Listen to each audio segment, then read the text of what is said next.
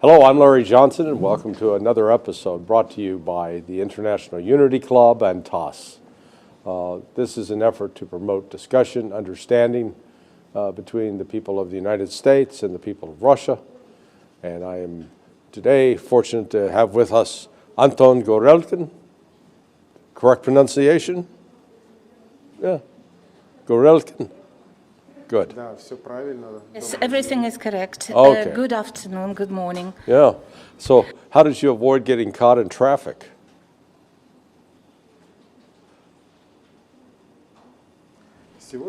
Today, I went from my apartment in the city.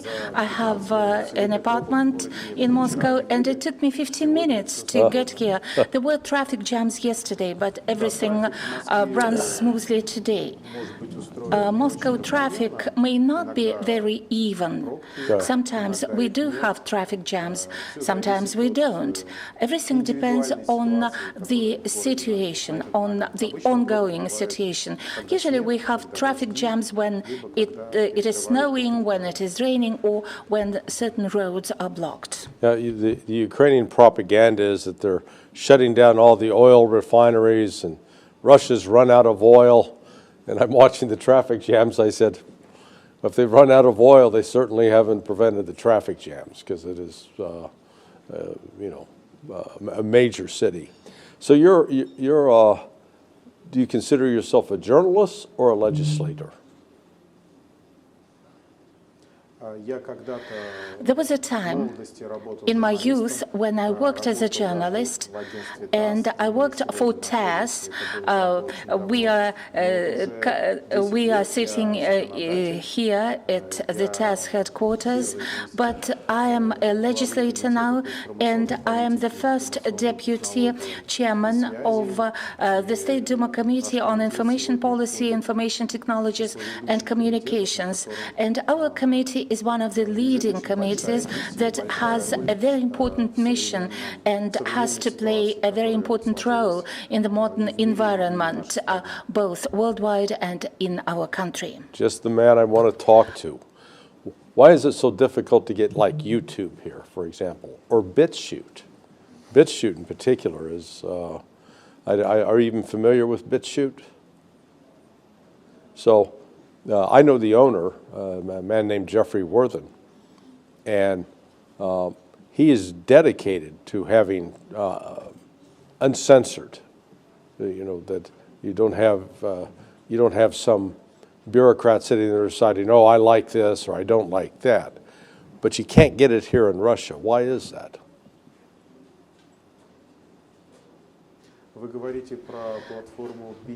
Are you talking about the BitChute platform? Am I correct? B-I-T-C-H-U-T-E. I have never heard of this platform. I don't know anything about it. We know about YouTube. It was in 2010 when YouTube joined our market and occupied a dominating monopolistic position in the video hosting market. And currently we're trying to correct the situation, and we are developing our own analogs.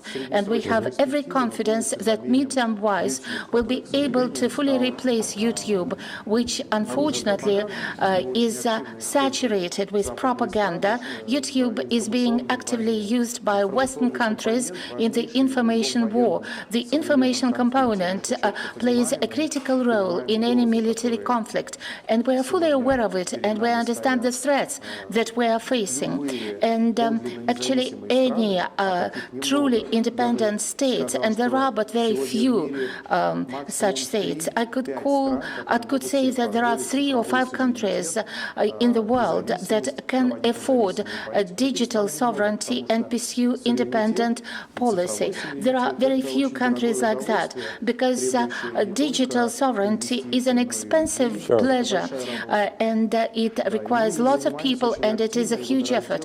And we've been working very actively, and 2014 was a turning point for us when the first Western sanctions were imposed on us, there was a threat that we would lose access to SWIFT, though it did not happen then.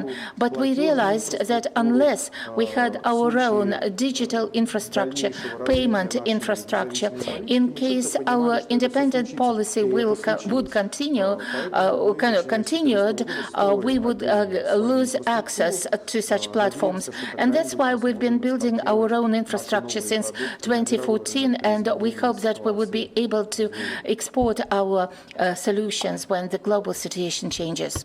Well, you know, I'm not here as an advocate for YouTube necessarily, because I've been banned, okay?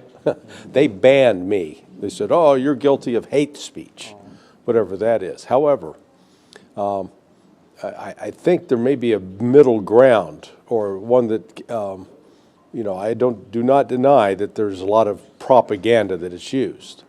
I'm an old guy, so I go back, you know, fall, November of 1985.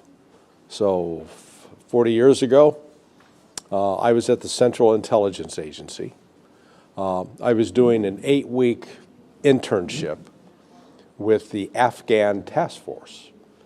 At the time, Soviets had invaded, were in Afghanistan, and so the CIA was, you know, fighting back, and I was involved with an information warfare.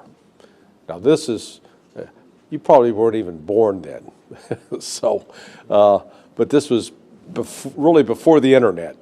You know, we're using paper, we're typing on typewriters, and yet back then even there was information, propaganda, that was being inserted into newspapers, magazines. We were having videos made that were then you know, like documentaries. So I recognize, you know, what you're looking at today is, you know, far more powerful in terms of being able to manipulate opinion. However, it would seem to me that you would be more powerful that you would have a channel on YouTube dedicated to exposing the lies, exposing the propaganda, you know, showing how, you know, putting it out there, because I'm a big believer in sunlight, that the light that illuminates the darkness will help drive it away. Is that kind of thing possible or not here?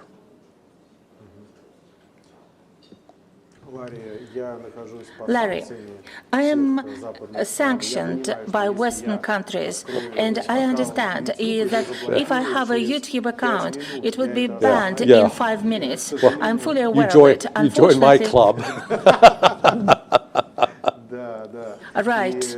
And of course, today we see how polarized the world is, how platforms select the sides in this conflict and cannot be unbiased.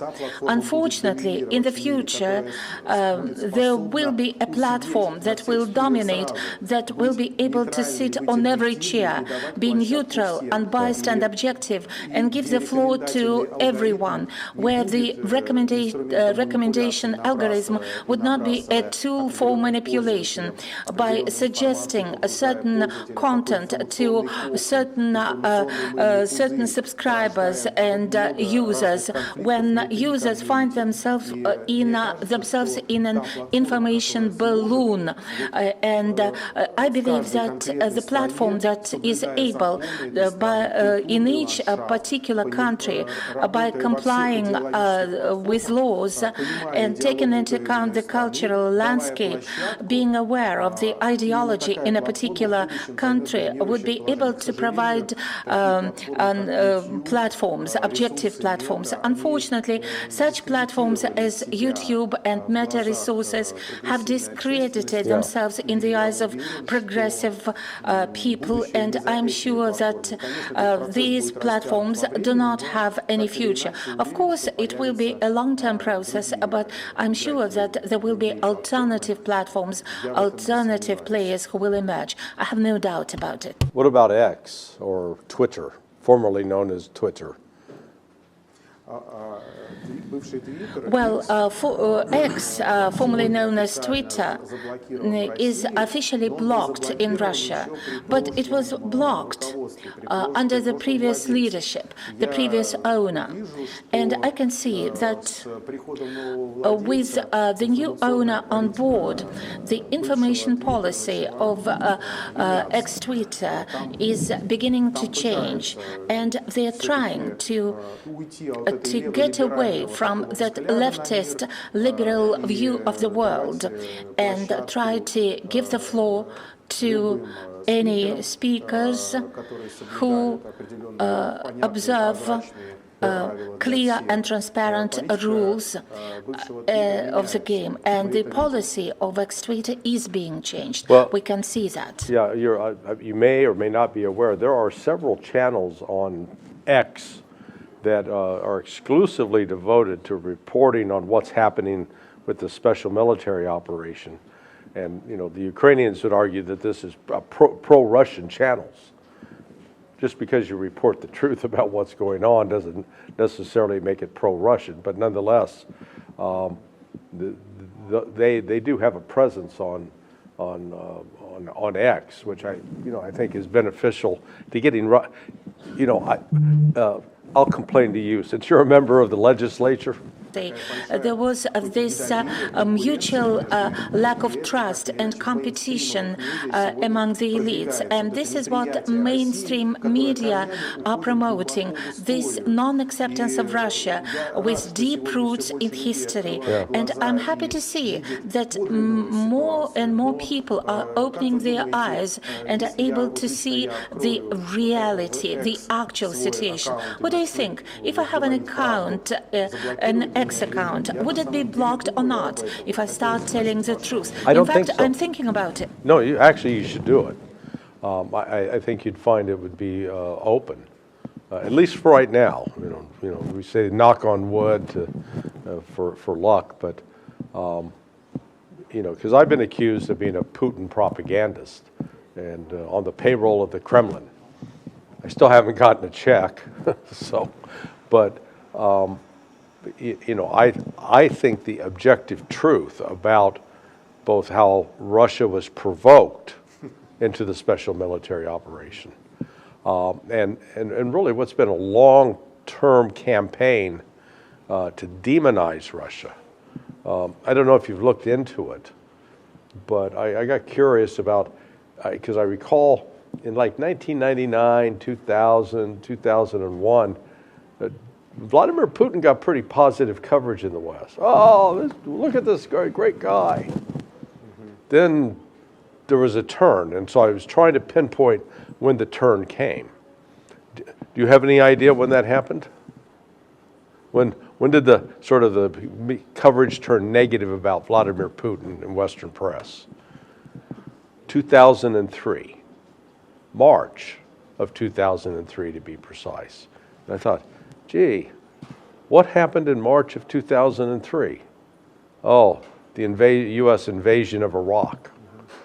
And who was opposing that invasion? Vladimir Putin. And so at that point, the West turned on him, since he was opposing, what was, in retrospect, an illegal act. It was an illegal act of war. So I've watched how this media narrative keeps shifting, and that's why I think it's, you may perhaps have the most important role in Russia right now in terms of leading this counterattack against the Western propaganda machine.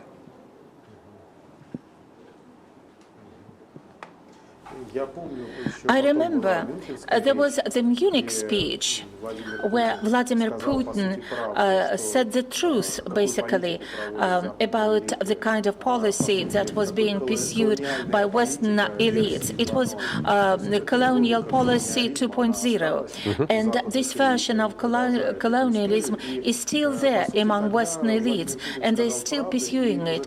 And Vladimir Putin said the truth and step by step, a gradual stigmatization was launched, stigmatization of Russia and Russians. This is what Western propaganda is doing quite actively. If you are a Russian, you will find it very difficult to enter any European country, to say nothing about our neighbors in Europe who are expressing that blatant hatred towards us. And it is quite obvious that this point of conflict is pretty high today, the level of conflict. And I can see that step by step, gradually, even given the fact that Russia is not engaged in propaganda in the West, as opposed to Ukraine, that needs money and that has to have this PR component as the principal one. They need money and they take away money from European citizens and US citizens. And you can see that huge budgets are being pilfered, are being stolen by those who are in Zelensky's team. And it is an eye-opener for many people. And I believe, as early as now, that there is this gradual turning point. I can see that the degree of hatred is going down. And I think that those people who are in doubt among Western elites are opening their eyes. It is a wake-up call for them. And I'm sure that given our success on the front lines, it is evident to me that this will continue to unfold. And I believe that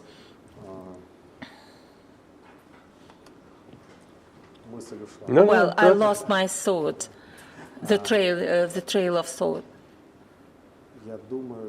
I think that you were very passionate. Well, let me turn the question around a little bit. So I had one of these conversations. It was with Mikhail Shvidkoy, and he started telling me the story of Abraham Lincoln and Alexander II and their correspondence, and as they wrote back and forth talking about issues like slavery and the end of slavery in Russia and the end of slavery in the United States took place in the course of their conversation. Now I'm thinking that'd be a great movie or television series. That's the kind of thing I think Russia should, you've got content, you've got friendly relations with people like Oliver Stone. Oliver Stone is, at least has good relations with Vladimir Putin.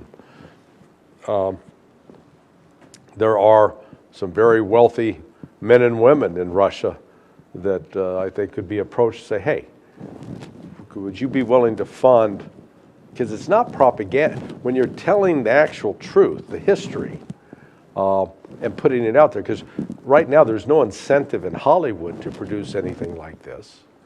But I think if you begin producing stories that tell the history, for example, of how Russia played an important role in the American Civil War, apart from the relationship between Alexander II and Abraham Lincoln, really in trying to tell the actual story of U.S.-Soviet cooperation during World War II. Again, that only gets, it's generally not covered, or not covered in a way that's fair. Mm-hmm. Are you familiar, did you ever see the movie Patton? It was with George C. Scott, but towards the end of it, it shows the meeting of General Patton with Russian generals. And they present the Russians as a bunch of fat drunks, okay, and not respectful at all. And I think there are things that Russia could do, in my view, to really start putting out content. You're not making it up. You're telling the real story. It's not propaganda. It's truth, pravda. And that's where maybe if I could have any effect in Russia, that's my one piece of advice. Do better at this. And I think you in your position are actually have some power to help try to push this. So I'm lobbying you. Вы знаете, Ларри, You know, когда Larry, началась специальная when военная the special операция, military горячая operation фаза was военного launched, конфликта, от the нас hot ушли phase of the все military крупные conflict, голливудские all major мейджоры, Hollywood забрали companies свои exited команды our и market, and they ушли took away their онлайн-кинотеатры, teams, такие and как online Netflix и другие, их сегодня нет на cinemas рынке, like и российский Netflix гражданин and не other может players с have российской карты купить withdrawn подписку, from его the Russian сразу, market. A собственно, Russian сервис citizen выкидывает. cannot buy Но вы pay знаете, for нам очень быстро subscription удалось using a эту Russian проблему bank решить, card. заместить.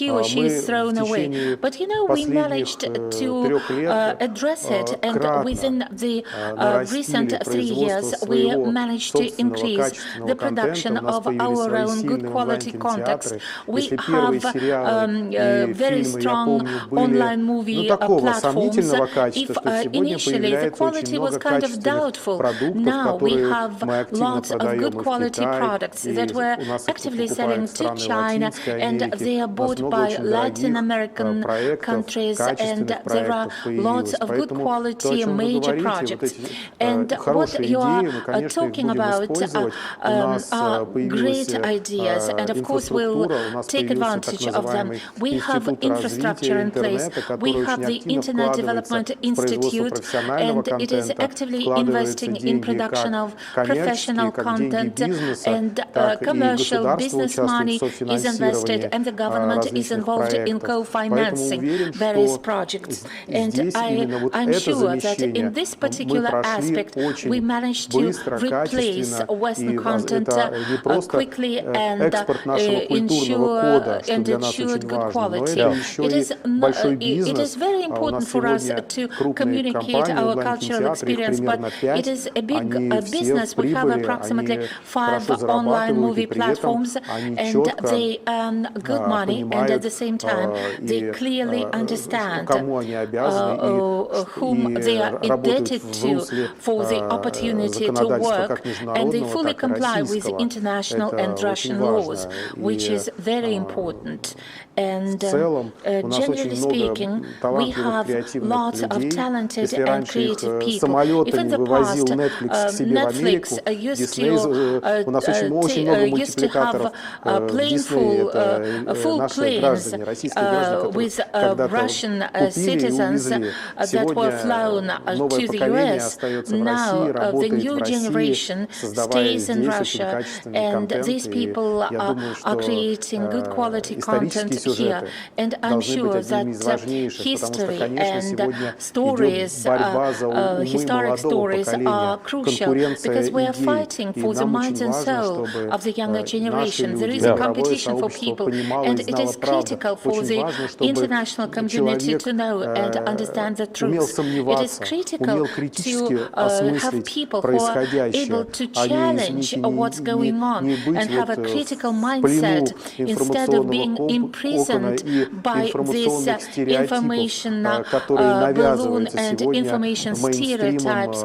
that are being западным, imposed мейнстримовыми by медиа западными. Western Очень mainstream активно это все media, навязывание and that is происходит. being И вот вы imposed говорите, что quite actively. вот Украина And you более are saying эффективна в that пропаганде Ukraine на has Западе, been чем more мы. efficient Конечно, in они propaganda эффективны, потому что to the им была West than предоставлена we are. вся Of западная course, because all информационная Western инфраструктура. information Там же идет контроль infrastructure не на has been уровне provided законов to за them, медиарынком, because а на уровне людей. they Там выращиваются have люди, people who are поднимаются те люди, raised, которые имеют and правильную those people who позицию с have точки the зрения right position западных from the элит. perspective Именно of the они Western elites выводятся are наверх в being руководство promoted, крупных and they are медиахолдингов. Там идет appointed as цензура heads не на of уровне major закона, а media цензура на holdings. уровне The конкретных людей, которые censorship становятся at the level of руководителями individuals этих rather медиахолдингов. than И at вся вот эта the инфраструктура legislative была украинским level. And пропагандистам all that отдана фактически infrastructure в was управление. made Например, available даже to взять Википедию. Ukrainian Сегодня русский structures. сегмент If we take Википедии Wikipedia, управляется the Russian украинскими segment is being редакторами, managed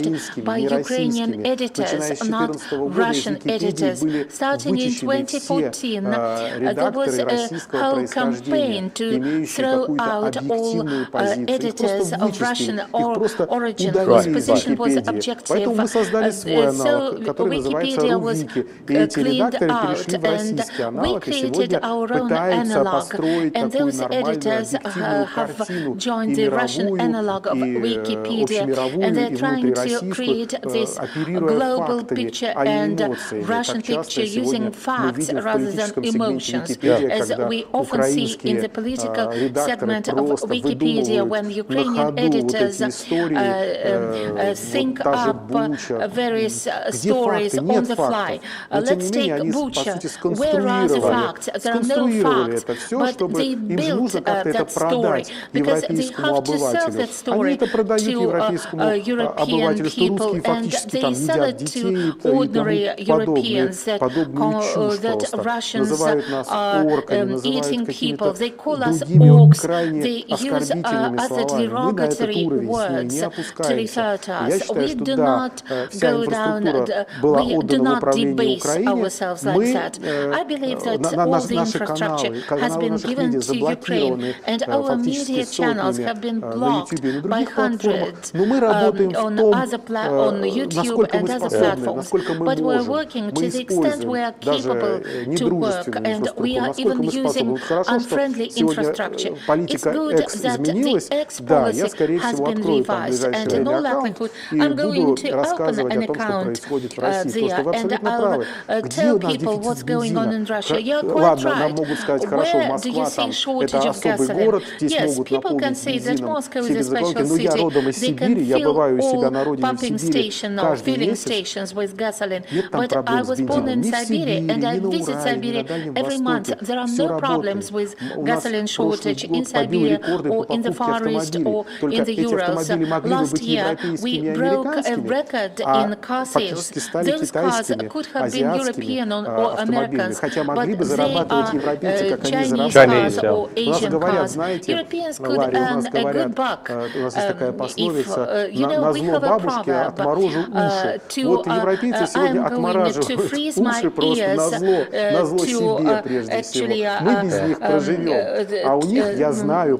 so that my grandmother would see that.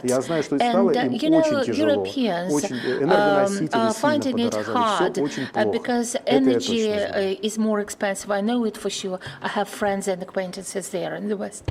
Okay, so I've got some suggestions because now let's take Bucha as an example. I was writing about that on my own blog, which has, limited coverage, but I was able to pick up the information that, Russia had left Bucha 2 days before, so they weren't even there, number one. It was about 8 months ago that at the UN, Ambassador Polyansky, the deputy Russian representative at the UN, he did host a session where they went through and presented the testimony, videotapes, it was comprehensive. But again, try to find that, whether on YouTube or any other platform. It's tough to find. So one, make this information easy to find. Two, videos that are produced in Russia, put them on a platform where I can download it. Look, on my platform, if I want to put up information, you find a video, but there's no way to download it, where I can download it and then upload it on one of the platforms that is allowed in the West. So it's like, think through about how you can make your content more accessible to people overseas, because right now it's not very accessible. It's like you create obstacles. Tear down the obstacles. Make it easy to access, because that's part of this fighting back against this flood of propaganda. Because with Bucha, the story was there. I mean, you had the story. All you had at the outset, it should have been trumpeted from the Russian side. How can we do this? We weren't even in town. We left 2 days ago. Don't accuse us of doing something that the Brits did, which was it was a British, with I think CIA help, intelligence operation designed specifically to smear Russia. They brought in, there's a French cameraman who was volunteering, doing volunteer work with refugees and such, and he reported how these military vehicles, Ukrainian military vehicles, came in and started dumping bodies, completely staged. And so that's, again, I come back, yeah, I am critical of the Russian government on that. You guys are terrible, not you in particular, but for the government as a whole, is terrible in this information pushback. You've got to make the information accessible to people.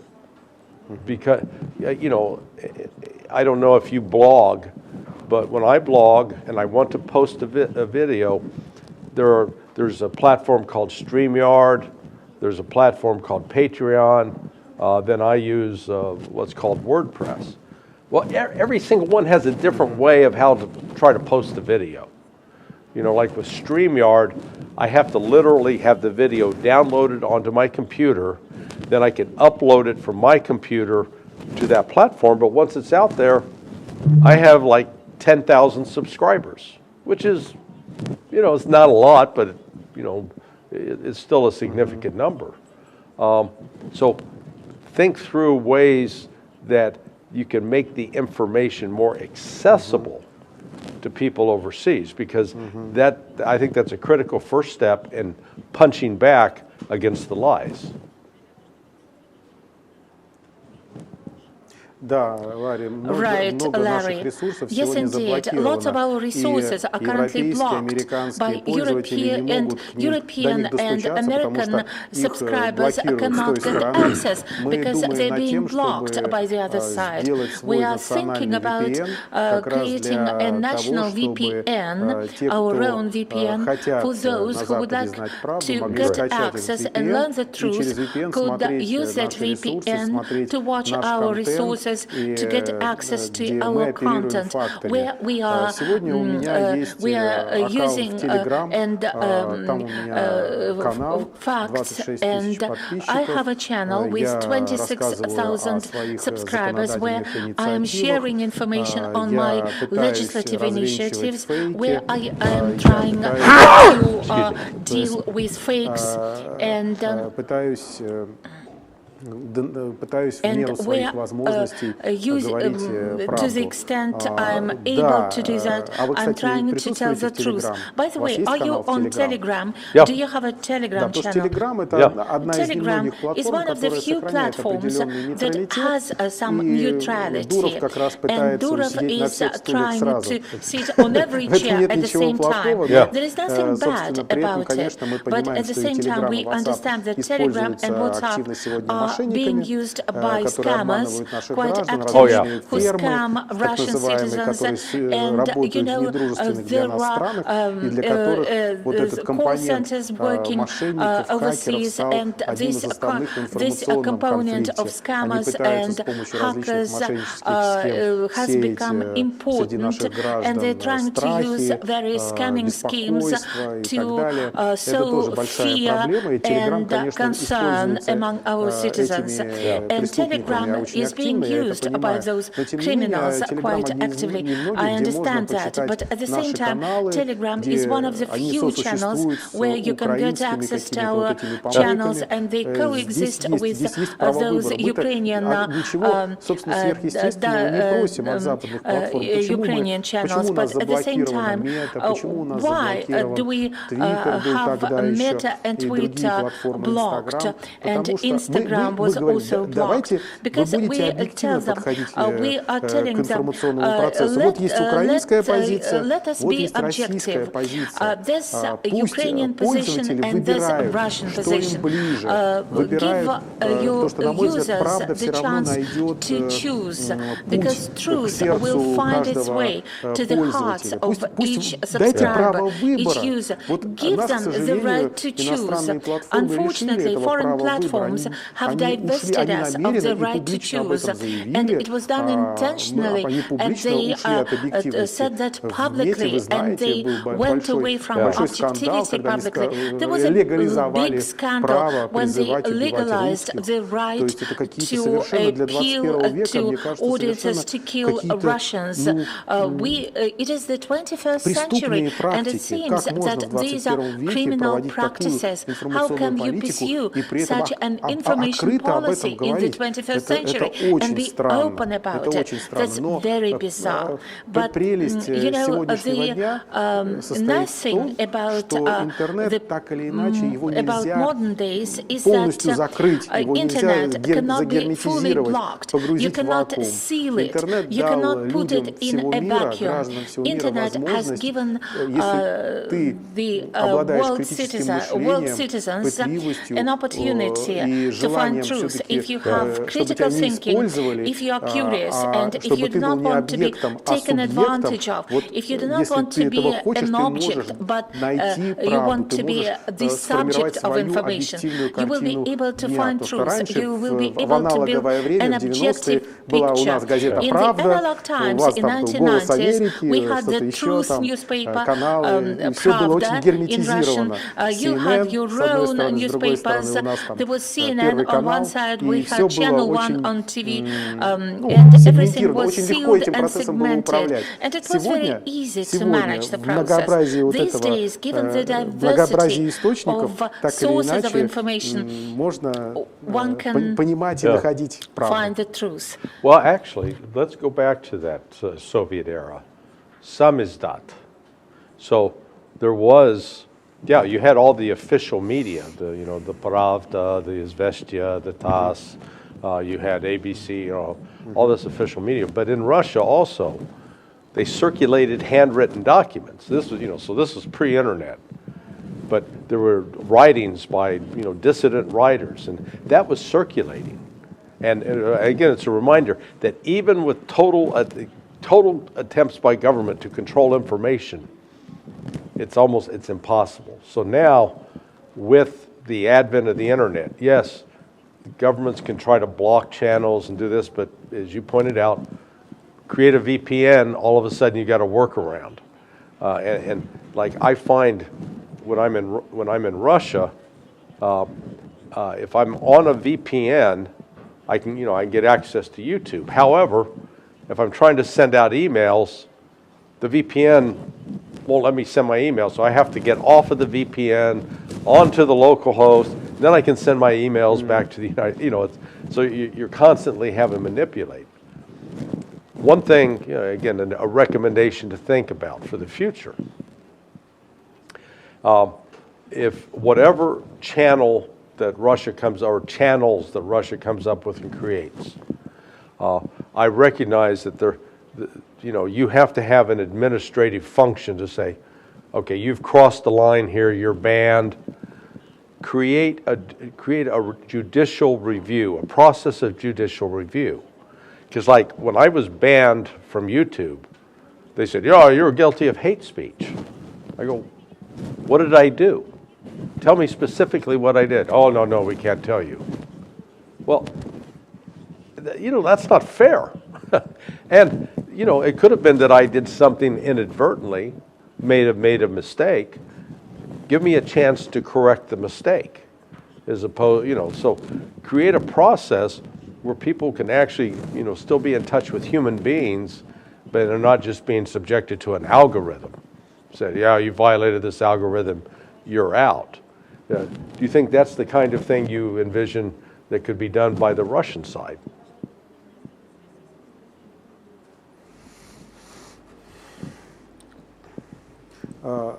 Мы сегодня очень активно, да, я уже сказал, развиваем наши платформы. We are actively developing our platforms, and we have a law in place of a recommendatory algorithm on recommendatory algorithms. I authored that law, and the point of that law is to prevent any manipulation with recommendations, to prevent platforms from any manipulation manipulation, to make sure that they do not disseminate fakes. And this law is already in full force and effect, and it enables our regulator, if the regulator sees that some platform is using its recommendatory algorithm for the purpose of manipulation to promote a certain narrative to the detriment of other narratives, then the regulator can approach that platform. It can take a look at the algorithm and make a decision. This is why all platforms are very sensitive and meticulous with respect to any manipulation, and they watch that very carefully.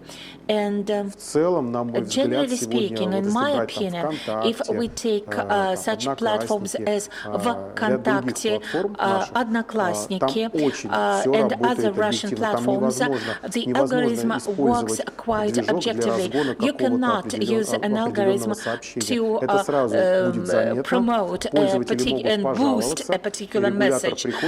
Users can complain, and the regulator will sort it out and talk to the platform. I think that such a law would be impossible to adopt in the Western segment, because recommendatory algorithms manipulation is the basis of information pressure on Russia.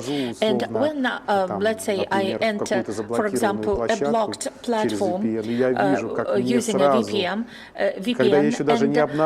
though I have not yet said what I want, I immediately get specially selected and screened information one after another.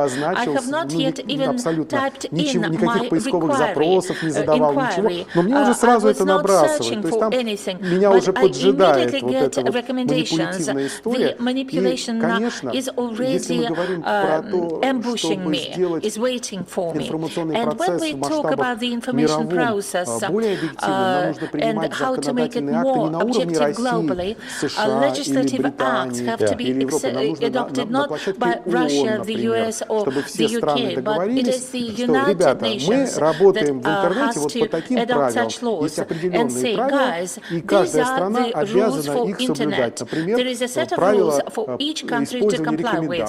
For example, the rules that would govern the use of recommendations, the rules for blocking or disabling or enabling reinstating accounts. The interests of various countries are so directly opposite, then perhaps this would be done by our grandsons, grandchildren. And it is not a stated fact. If we go back to history, we can see that colonial policy is still here.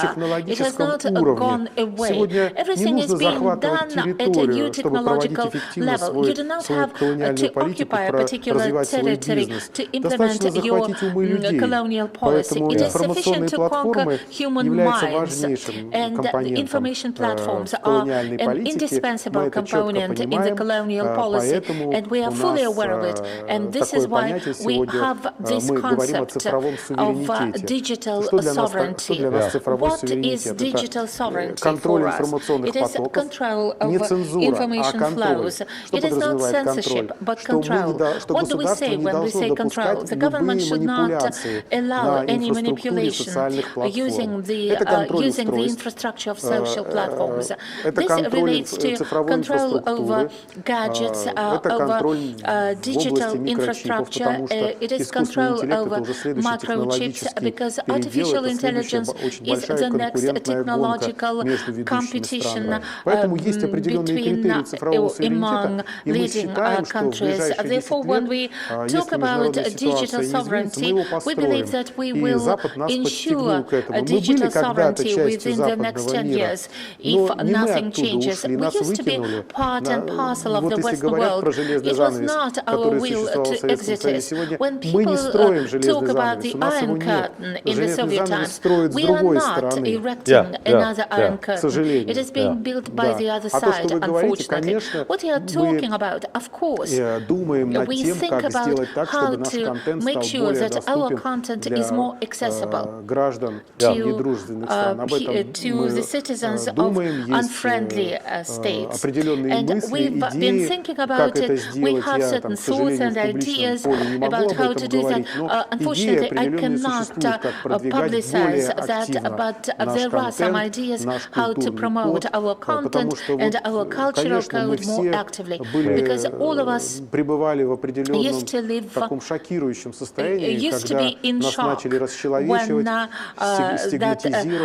demonization process was launched, when we began to be stigmatized. Right. Basically, it is a policy similar to Hitler's policy against Jews, and this is what we are observing in a number of countries with respect to Russia. History is the best judge. It will actually form its own judgment. What are 10 years from the history perspective? Nothing. It is just a small piece of sand, and actually we are already observing certain shifts and in appreciation of our position. I think it will snowball in the future, and I can see that in a number of countries there are politicians that are focused on their own national interests, not on serving the interests of certain circles. I don't know what to call them, globalists or otherwise,